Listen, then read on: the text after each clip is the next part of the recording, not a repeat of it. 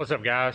It has been a while, to say the least. I think it's been a couple weeks since I last uploaded a video. I have been taking a break. I had somebody close to me pass away, and that fucking sucked. So I've been dealing with that and doing all the stuff that goes along with having somebody close to you pass away. So that sucked, and I just needed to take a break. I couldn't, deal with what I had to deal with and work on cars and stuff like that too. So I did spend a lot of time out here at the shop by myself, at night working and just, getting stuff knocked out. And Dallas has spent a bunch of time out here too working. He's got a crazy work schedule. It's crazier than mine. He only gets like one day off a week, like forever. So we don't get to cross paths out here very often. But he's been doing a lot too, and we've just been kind of floating along. But I'm back now. I'm going to start uploading. I'm going to change some of the schedule a little bit. Sunday nights was when I was uploading, and it was kind of hard for me to, work all day Sunday on cars and making stuff, and then try to edit that footage that night. It was just getting to be later and later and later Sunday night. So what I'm going to do is I'm going to start uploading on Wednesday nights.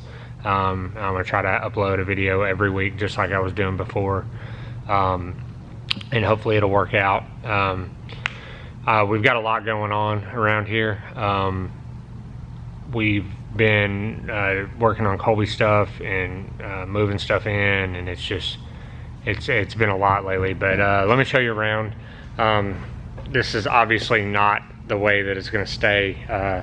It's just how it is right now.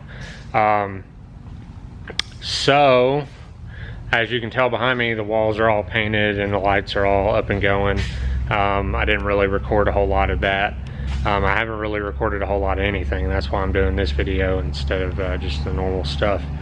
But here, let me show you around. So we got Nug's block here. This was his LS block, and these are his pistons and rods. And we started to assemble it. I don't know if you saw his Instagram post, but we cleaned it all up just to realize that one of the cylinders was just fucking plumb dickered. Where he didn't bore it out, all he did was have the machine shop hone it, and where the piston had been sitting in there, I mean, it rusted up the cylinder walls bad enough that you can feel it. So he is playing it safe and is going to either bore this one out or just I don't know, set it on fire and throw it in a dumpster somewhere. And he's working on getting a new block right now, so we'll have building this on the channel soon. Air compressor, I'm not a fucking plumber, so my shit leaks right here, but I finally got it all wired up and shit. And we got Dallas's 5-speed K-series transmission and one of my all-wheel drive transmissions. That's going to be an inspection case. It doesn't have the guts in it. Actually, that was a good 6-speed transmission, and I think we might use the gear set out of it on a buddy's car, if he decides that's the route he wants to go. Junk ass K20 with a good head, good K24A2, Dallas's K24A2, junk ass Accord motor, and Dallas's D series. By the way, if anybody wants to buy any cool D series parts, hit me up. Dallas has a bunch of them. And then we have Dallas's car. This thing is fucking mint compared to the other two cars in here. Super nice car. Like I said, this is only the second time I've ever seen this car. Well, this is the third time. The second time was when we moved it out here, but if you go back and you watch the Humble video, that was the first time I ever laid eyes on this fine specimen, and it is in really good shape, especially when you look at that piece of shit back there. So obviously it's out here now. I did not record pulling it down, but I did record unloading it off the trailer, so I will stick a clip of that in here now.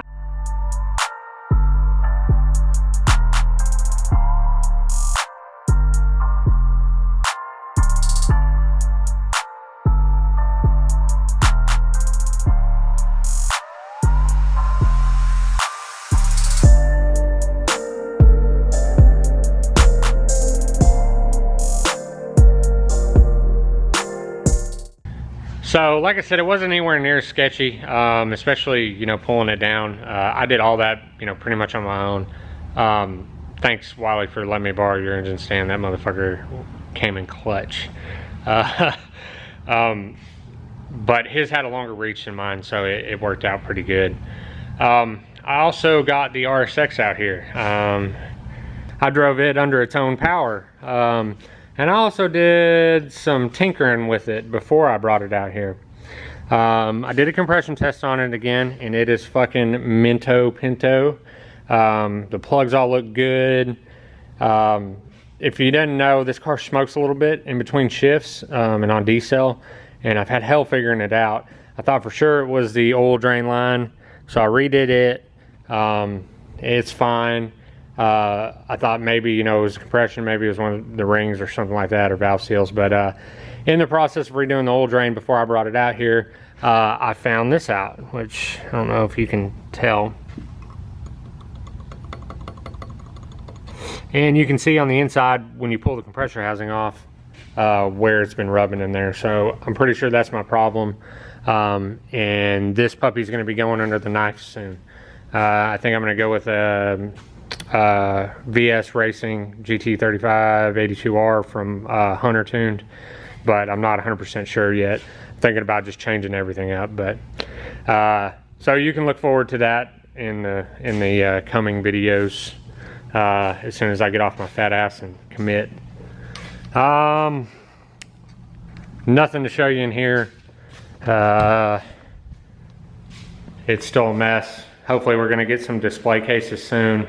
Obviously the electricity works now, and the alarm guy came and finally got the alarm going, so we're good there. The water's good. It's just kind of chill in here right now.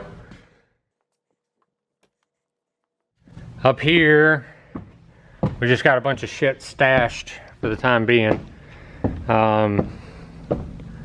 We've got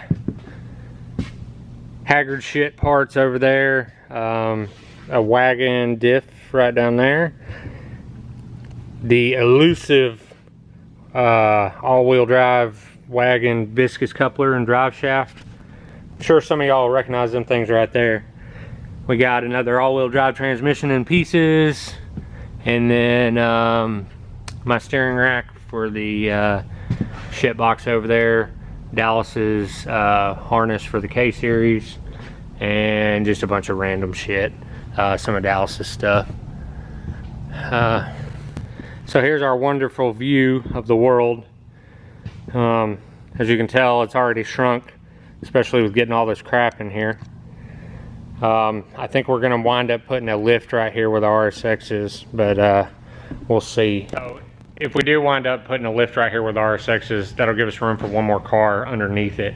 And I'm thinking about changing up the way that the workbench's stuff is.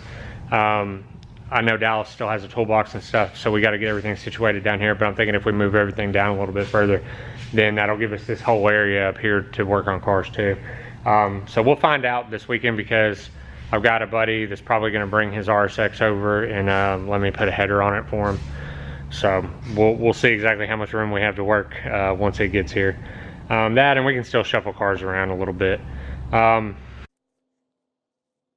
This is all just a clusterfuck right now. Nothing is where it's going to go permanently. There's still quite a bit of space right here. I need to get another toolbox to get this up off the ground. I'm thinking about maybe just putting that up there, and then I really need to get a roll cart for moving things around, or moving tools around to work. And this guy that still has not seen any use yet, which is going to change real soon. The trailing arms are coming soon. I've been working on them little by little and figuring the plan out, and it's to a point now that you know, once I start, I got to finish this bench grinder, and I've got a guy bringing me a new bandsaw this weekend, I think. So after that, I'll have everything I need, and once I get cruising on them, I think they're going to go pretty quick. I'm definitely going to go to the junkyard this weekend and get another set of just OEM rear trailing arms to make new jigs off of. I want to be able to make each jig independent of each other where I can flip them around and weld. I think it'll speed things up. So we'll see how that goes. But that's the goal right now. That's the number one thing I have inside, is to get those going, and hopefully get a little bit of money in here to pay for this place.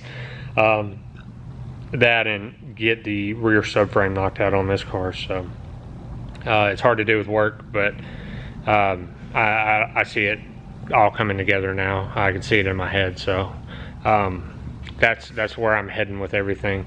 We are almost to 1,000 subscribers. I've been keeping up with it little by little and watching it, and it blows my fucking mind that, you know, there's 1,000 people that give a shit enough to watch my lanky ass, you know, talk and try to melt metals together every day.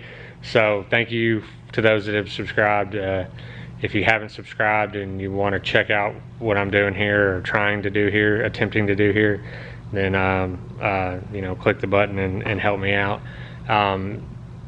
We got the website www.megaspool.myshopify.com if you want to support the channel and buy some shirts or some stickers. And I am working on getting more designs on there and getting some new shit flowing around, so that's coming too. We're just little by little, things are happening. So like I said, we got a lot planned this weekend. We're gonna go junkyard, and then I'm gonna try to start, you know, working on some of this stuff, and maybe start back on the all-wheel drive car. And Dallas is working on getting parts for his car, so we'll be throwing the K-Series in it here pretty soon, which is a big deal.